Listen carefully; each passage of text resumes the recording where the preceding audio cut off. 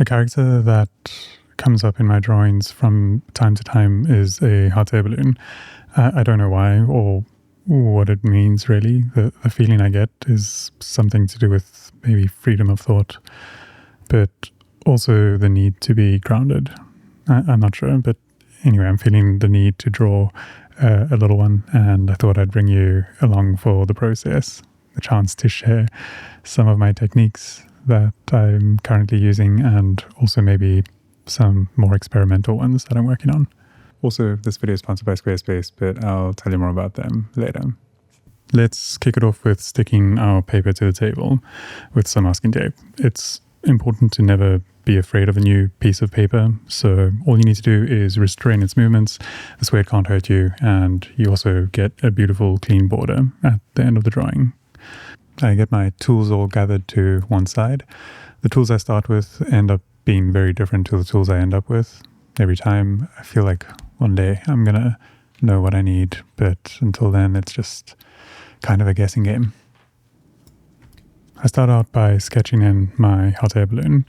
I just found some references from stock websites. You can also try using AI if you like, but there are a couple traps to be aware of with that. My most recent video goes into exactly what one of the more sneaky traps might be.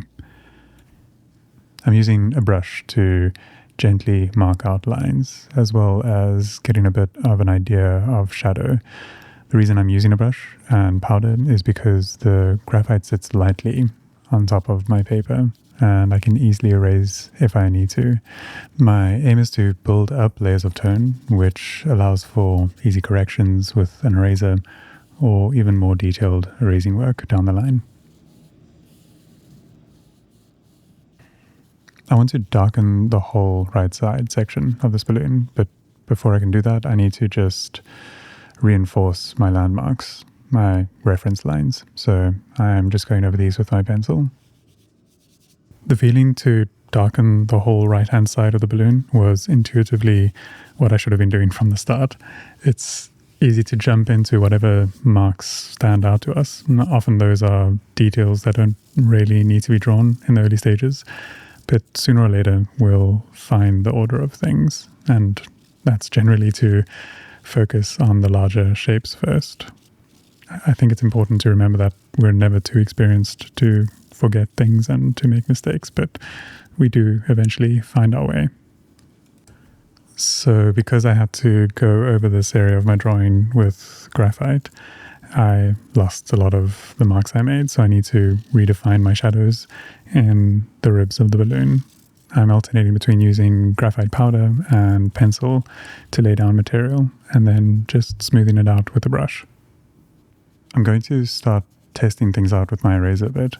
I'm using this Faber-Castell pencil eraser. It's got this little pink end, which is really nice for certain types of highlights. You can see what I mean here. Even just with a little highlight, it starts to make some of these ribs really pop out. It's really nice. It can be tempting to dive in at this point, right into the details here, but we have to make sure our tones are good before we start putting work into areas like this that we might have to just erase. With the way that I draw, I can always lift out, not always back to pure white, but there's so many ways that we can erase the graphite. So I tend towards rather making things a little bit darker and then gently being able to lift it out to try and find the tone. So I refer to this in some of the other tutorials that I've done as working positive and negatively, and we're trying to find that perfect tone by working from both ends of the spectrum. Every now and then I'll brush over everything with a larger brush, just clearing away all the graphite that sits on the page, and that could distort what I'm seeing. After I've brushed away and things lose a bit of their sharpness, I usually use this time to bring out my highlights to test how the work is looking. Also with the graphite just lying very gently on the page, it means that you can see the way that the eraser is working really, really accurately. So these are always good moments to start working negatively. I want to share a new technique that I've been testing out. I've been making a kind of eraser powder that I've been experimenting with, and it lifts graphite out in an incredibly smooth and gentle way without disturbing the surface of the paper. I'm really excited about it, and I'm finding so many use cases for it, especially with my particular style of drawing. But then just back to my old ways of applying material with a pencil and hatching the graphite into the paper, and then using a small brush to brush through those marks and kind of smooth them all out. I feel like I've been beating around the bush, and it's time to do the background. The tough part here is to try and get my smooth, dark background as close to the hard line of the balloon as possible. So I'll use a tiny brush to try and do this. I realized that the tone and consistency I was getting from using cotton wool for my background wasn't actually as consistent as I needed. I'm not sure if it's just this particular piece of paper, but in this case, I need to use a makeup sponge to really push the graphite into the paper and get that smooth, consistent, dark tone. The only downside about this is that it's going to make erasing fine lines very difficult, and I want to draw little ropes hanging from the balloon. So I'll test this out with the little pencil eraser. I'm using the brush to get some background tone in the basket. I know there's going to be a bunch of corrections happening here, so I need to apply it very softly so I can still pull details back out with erasers. After I've gotten the right tone, I'm just brushing away any excess powder before I try some highlights. I'm going to use my mechanical eraser with a very fine point to try and erase the weave in the basket. This is painfully slow work, but it's the only way I'm going to get this look. Coming back in with a precision eraser to pull out the highlights for these fine lines. And I'm just going to do some or all of the other ropes as well while I'm here.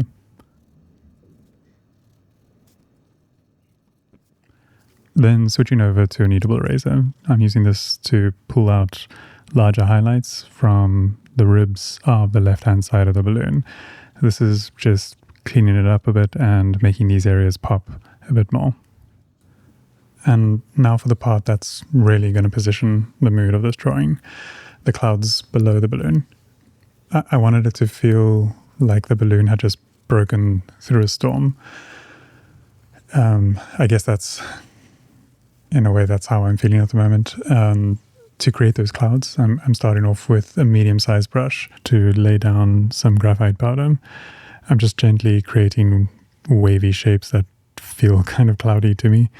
The goal isn't really to get it right. I'm just creating something for my mind to bounce off and to start building from.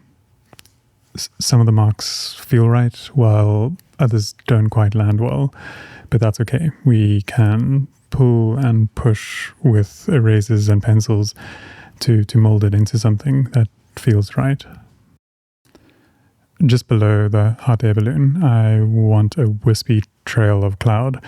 And to do this, I'm using a gum eraser that's got a nice square edge. I'm pulling it over the graphite and twisting it, allowing the eraser to create shapes with an even gradient. I really love using this technique. It feels intuitive, and I'm always surprised at how well it creates that smoky, wispy effect.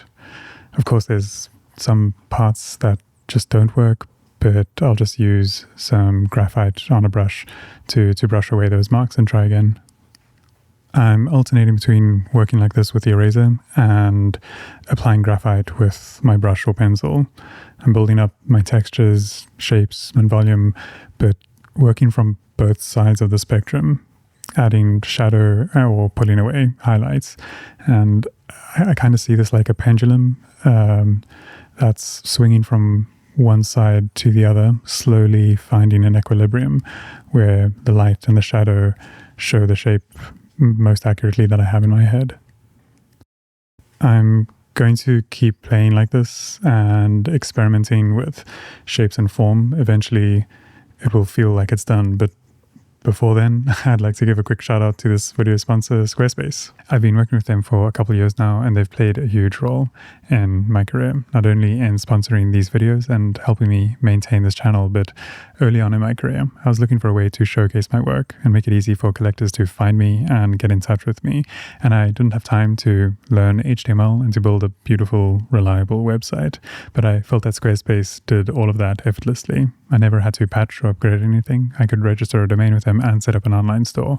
And most importantly, I could design a portfolio and show my work the way that I wanted to. Also, every time I got stuck, their amazing support team helped me out instantly. So if you're looking at building a website, give Squarespace a try. And if you decide that you love them, use this offer code and get 10% off your first purchase.